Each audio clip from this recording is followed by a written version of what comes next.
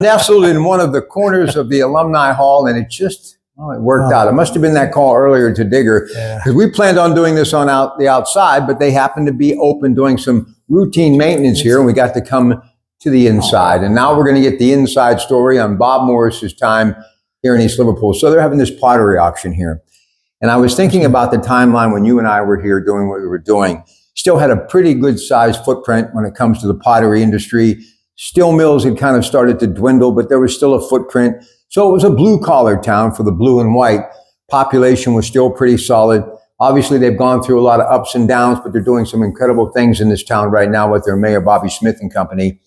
But just tell me about what it was like from a coach's standpoint, teaching as well, when you came into this place that was known as the pottery capital of the world in the late 80s. Well, first I was at Toronto, for that 7-year period, and then I had an opportunity to come here. And I just thought it was a sleeping giant, when it first came. We were a small Division I at that time. Right. Coming in, we had a lot of students. Glenn Southern had done a great job before me. He had some great athletes, and you can see that things are starting, come on an upswing in that. But the opportunity came and presented itself to me, and to me it was a blessing in disguise for me, because it really helped me in my coaching career. It gave me an opportunity to teach in an excellent system, and that I got into the high school, and that was kind of a culture shock coming from a small school to a larger school, but we were able to adapt pretty quickly with it. But it was a really good time, I thought, coming into East Liverpool. Yeah, let me tell you, that was a wonderful time for me. And as I've been saying over the last couple of days, doing some videos to promote Coach Morris in this throwback video, it really was the pinnacle of my career as far as being a broadcaster and play-by-play voice of this team, because the KDKA foothold was just in its infancy before it became 24/7. So I got to spend a lot more time here in this community, and I'll always be thankful for it. But what I remember the most about you, and I loved Glenn Southern. We did the Glenn Southern show for years. He taught me so much about football. But you showed Potter fans a whole new aspect of, offense, throwing the football. And we're going to get to that in a moment. But it really was a different time and place, and a transition out of that ground and pound, which was very successful. And I will always be indebted to Glenn Southern for putting the program back on the map. But you opened things up a little bit, didn't you? Yes, I came in with a little bit more of a wide open offense than that. And just tell us where we had our first scrimmage, and I threw a sprint out pass to Sean Long. Kevin Smith threw that out. And the people on the stands got up and started clapping, which was really funny.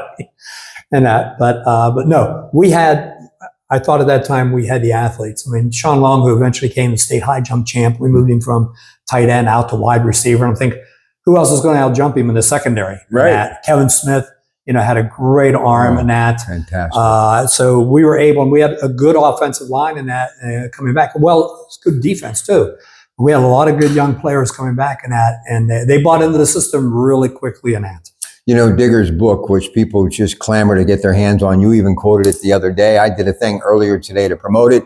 He's actually going to be eating with the team shortly at Patterson Field, handing every one of those seniors a copy of this book. He's such an ambassador. This alumni hall, it's hard to believe, but in 1992 was when they christened this place on 4th of July. So 3 decades and going strong.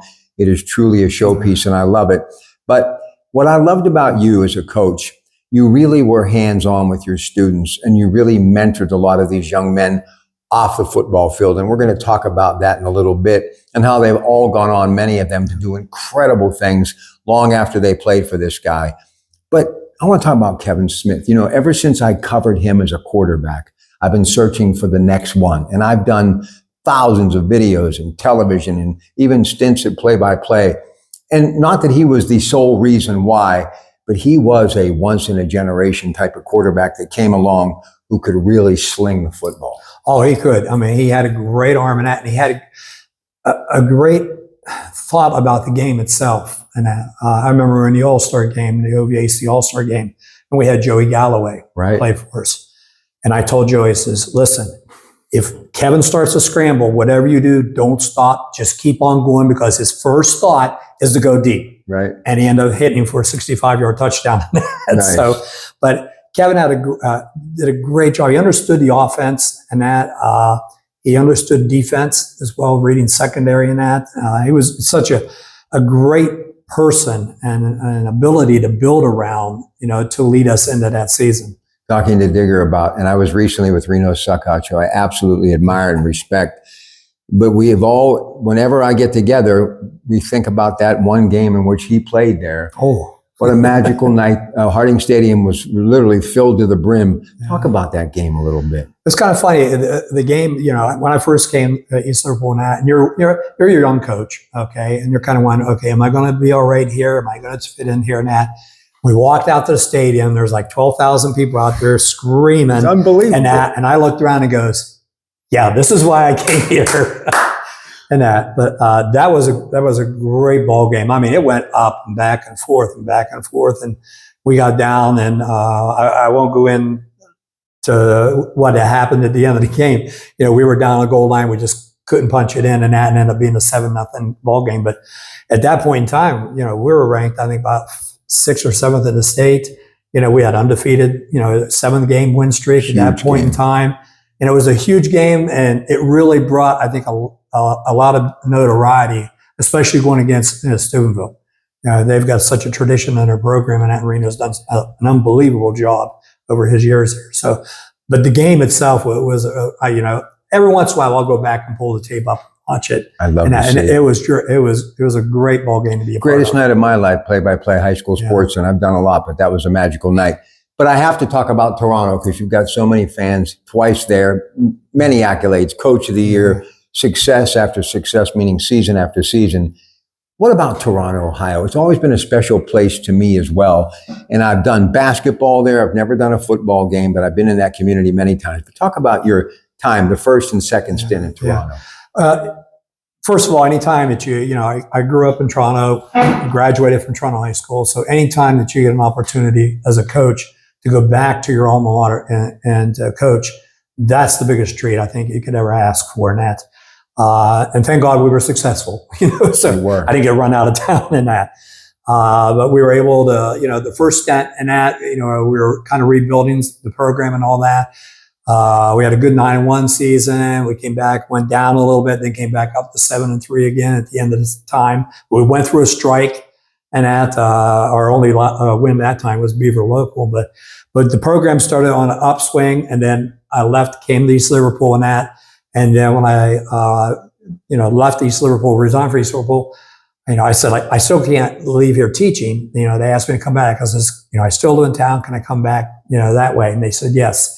So I was able to go back. We were able to, take them right off the bat. 2 years, building a program back again. And the next 4 years, their first 4 playoff victories. I think we went 38-2 that last 4 years I was there.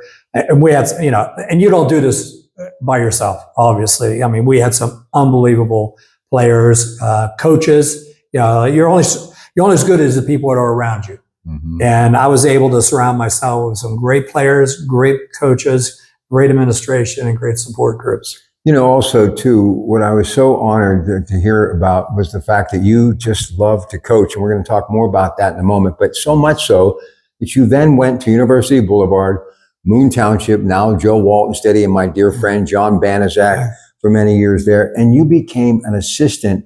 And everyone that I have talked to, including John Banaszak, never have they seen anybody with such drive. It really wasn't always about being the head coach or the main man. You just love teaching football. Yeah, if there was anything I missed about the game, that's probably it. Going out on not so much the games or anything else, but going out on the practice field and teaching. I think that's part of the teaching part in me. Once you cross the white line there in the practice field, showing them how to play the game, how to block, how to tackle, and that, all the techniques that go into it and the strategy that goes into it. That's probably the most thing I miss about the game itself. Being around the players, obviously, and in the locker room and coaches and all that. But no, the whole experience, Robert Morris was great. I remember Joe Walton, in the interview, him and Dan Radakovich were sitting there. Bad day. And Coach Walton asked me, he says, Bob, could you be an assistant again? And I'm just going, well, what do you mean? Can I be an assistant? He says, well, once a head coach, usually always a head coach. I'm going, listen, you've been in the NFL all these years. There's a guy across there from me has been in the NFL. He was on Super Bowl teams. I think I could be an assistant again. I think I could learn. And boy, did I learn a lot from those guys. Mr. Radakovich, a bad Rad, who was on with me many times on KDK, he was a great football coach. Oh, unbelievable. Best technician that I know of, offensive line and that. I mean, and defense, an unbelievable defensive mind. He knew so much about the game in every position. It wasn't just he knew defensive line or offensive line. I mean, he's the coach, defensive backs in the NFL. I mean, he knew everything. Snapped the ball. He taught Bill Belichick how to snap the football, as a long snapper and that. Right. I mean, he knew every facet about the game. It was unbelievable in that. And his book, Bad Rad the Nomad, Right. and that. There were so many great stories in that in there about players and all that. And he probably coached, 4 or 5 Hall of Famers in his time in that, but unbelievable mind. Well, here's the other thing. They have the Larry Bruno Foundation in Beaver Falls that I do a lot of stuff for. A lot of people may think of Joe Walton, the Jets coach, and of course, offense coordinator during Bubby Brister's time with Chuck Noll. But he was a great football player, as was his dad. Oh. And he really was, before Ditka and Gronk and all these other great tight ends, he was the prototype for the Giants. And when I was doing the Joe Walton show on television, it was truly some of the best years of my life. And then my broadcast partner for years, who really did an incredible job, John Banaszak, signs for $1,500 as a free agent with the Steelers and ends up, 3-time Super Bowl champion, has a tremendous coaching career at W&J, coaches at Robert Morris. But what brought me the most joy, whether you believe this or not, was when they would tell me stories about you and how well you were doing as an assistant. You were always so good to me. You were always so pro football, high school, teaching, being a mentor. And I knew you were in that place that you really loved, that zone, just coaching and teaching football. Yeah, I always wanted to be at that level, just to see what it was like and all that. And, we were blessed with some great players. I mean, we ended up with the only team in the conference at that point in time. We were the first team to go to the playoffs in that, the NCAA playoffs. And that was a huge thrill in that. But, being around those gentlemen, seeing how they taught the game, seeing what they meant, it just kind of rubbed off on me in that. Like I said, I enjoyed every minute of that. And the players I was able to deal with, from all different parts of the country. I mean, one year I had a receiver. My receiving corps was from Orlando, Florida, Detroit, Michigan, California, and Arizona. There was my top 4, all in Connecticut. So it was just, learning to deal with people in that, and working with them and, helping them, not only, like I said, on the field, but off the field as well. If you have a problem, fine. That's what we're here for. All right, let's come back to East Liverpool. We're at the Alumni Hall. We got the big pottery auction underway to benefit this incredible cause that will continue to be part of future generations. And you are so lucky to have this showpiece. One thing about East Liverpool, and I was telling Coach Cusick this earlier today, Bobby, is the fact that they have tradition here. And you were such a big part of that. And now the facilities, Patterson Field is a state-of-the-art facility, is it not? Yeah, it's second to none. I was so thrilled when I come down the hill and you can see everything out there in the blue and white and that, and all the field laid out and that. I mean, they're able to compete with other people. And this is a day and age where athletes are moving. They're looking at facilities and everything like that, and that brings some athletes in and that, or keeps your athletes there. I hate to say it, you're recruiting your own athletes to stay sometimes, but that facility has really, blossomed into, a showpiece of this area.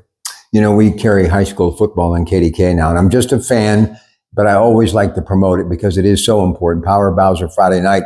Tomorrow, this week, we've got, of course, Quest for the Best with those guys, Dan Zangrilli, Mike White of the Post-Gazette at 6. And the game Friday, it's Bethel Park in Peters Township.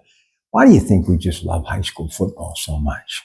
Much as when we grew up, I knew there was a social hub of everything. Yeah. Friday night, turn the lights out, everybody's in the stadium and that. And I think that's just kind of carry on. I think it's a blue collar mentality because in this area, the steel mills growing up and that everything was just blue collar. You work all week, you get paid on Friday. And that's basically what you're doing in football. You're working all week to get paid on Friday or Saturday night and that. I just think it's so much related to life in so many different ways. You work with the team. Joe Walton used to always say it's the ultimate team sport. It's simple as that. You can't do anything by yourself on your own. You work as a team. Everybody's, the camaraderie that you have with players and that. We'd have guys on Thursday night going to bonfires at the band, and it's just so much of that. Do you miss it? Like I said, there are some parts of it. Yeah, there's some parts that I mess up in. 36 years is a long time in the game. That's hard to believe. Yeah. And when I found out that you graduated from Finley in '75, I always Yeah. thought you were actually younger than me. And Yeah, you look great. But But you look great. Yeah. But during your time here, and a lot of people were still wondering why you ever left, but bottom line is you had a great run here. One of the things we were talking about, 3 consecutive winning seasons. I don't think that happened for a very long time prior to that. But looking back on some of the other athletes, and I don't really want to short anybody, but we're going to miss a few. But other than the Sean Longs, who was great from that great Long family, and of course, Kevin, some of the other players you coached here. Oh, David Allen. He was the 3-time All-State offensive and defensive lineman. I remember coming in with him, and we had an angle defense and that. And I says, we're going to move you down inside, put you at a tackle. Oh, he says, I'm not sure about this and all that. All of a sudden, he ends up first team All-State, about 110 tackles, and he loved the position. And I had the great honor of introducing him, to the Potter Hall of Fame and that. Like I said, Kevin said, I know I'm going to miss some people, and I really got to apologize. There's so many good. Nate Boyd, another one. Great temperament for the game. Great temperament for the ball game. Goes on to Akron. Yep, it was on the played at Akron and that university and that. Had a great career there and that. Was athletic director here for the Lowell and that. He's since has gone on and moved down south and that, but he was unbelievable. Roger Fitzsimmons, the running back, fullback. He was boy, could he plug a hole. Yes, he could. Hey, I see him every once in a while. He'll put a little something on Facebook and that, and I'll watch him and I'll sit there and I'm going, that's the way to plug a hole. If anybody's watching, that's the way you want to do it in that. But just trying to think of some of the other ones that we had. They're just so. There were a lot of them. I'm trying to think because you hate to leave anyone out. Like I said, you had the Boyd brothers. I had both of them, and that. But I'm just trying to think. I just knew when Nate Boyd was a freshman, he was going to be a player. Oh, I knew when we were in a scrimmage against Salem, and he came across the whole line. We put him in, and he came across and. Threw the running back down on the ground on a tackle for a loss and stood over top of him and started yelling. Oh, I grabbed him real quickly. I said, we don't do this. We're not players. We don't act like that and everything like that. I turned around to Bobby Thayer and I goes, he's starting Friday night. I love Bobby Thayer. Bobby did a great job after, just after meant I left. so much to this program. Oh, he was a great assistant that went on. And that was real bad. After that 3 years, those guys kind of went down these, Wellsville and had great success with those state championship game and that, and did a great job. And, after he came back for me and just, really built the program up even more. Got to mention one other person because he was a part of the cradle of coaches and I covered them all for decades, coaches, shows, traveling, little sleep, some of the best years of my life. Eric Meek, who I find out now, is at Steubenville Central Catholic.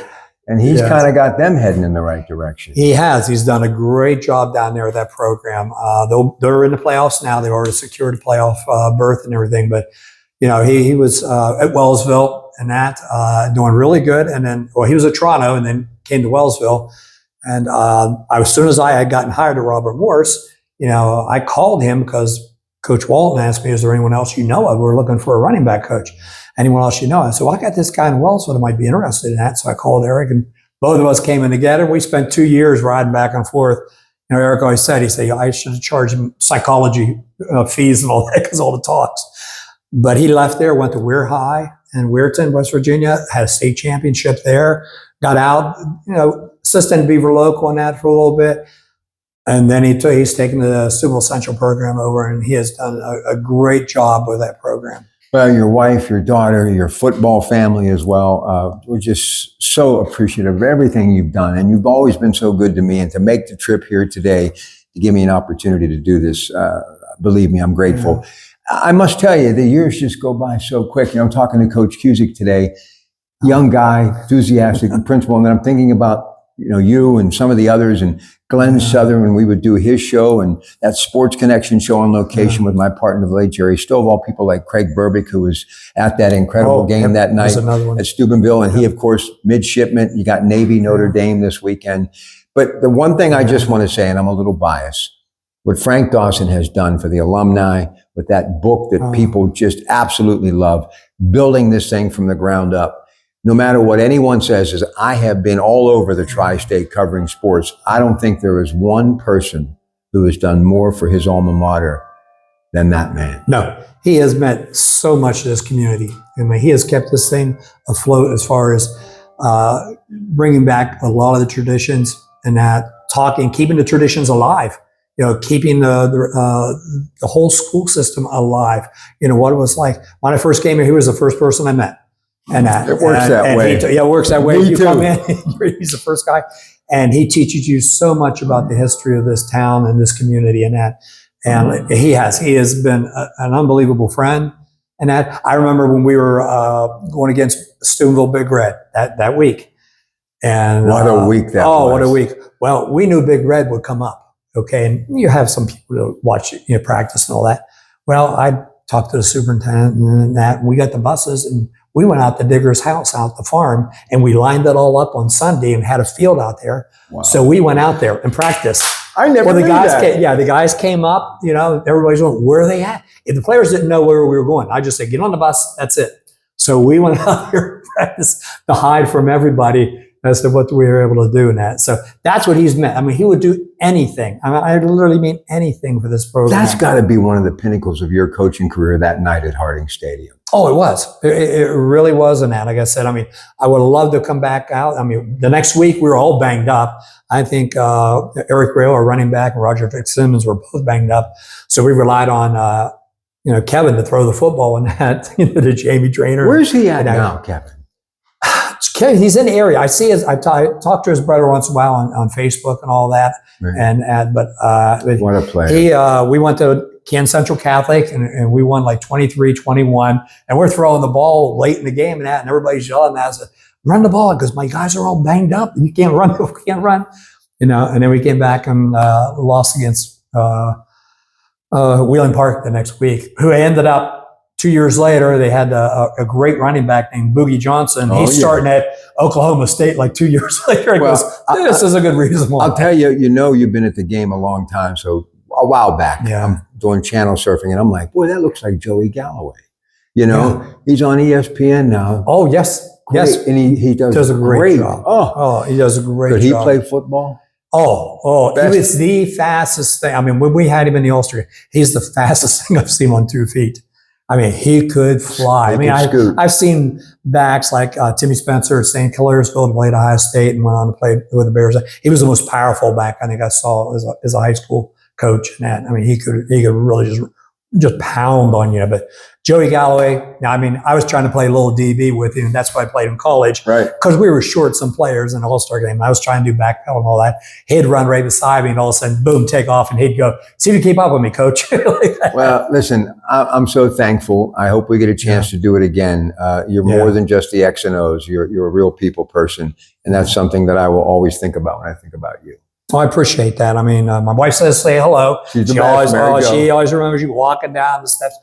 And the night that we had the banquet, and we did that live, on the radio. Well, that was such a thrill. Listen, you've done everything for this community. You really worked hard. I care so much about it still to this day. And listen, I still wish that radio station was here doing what we did.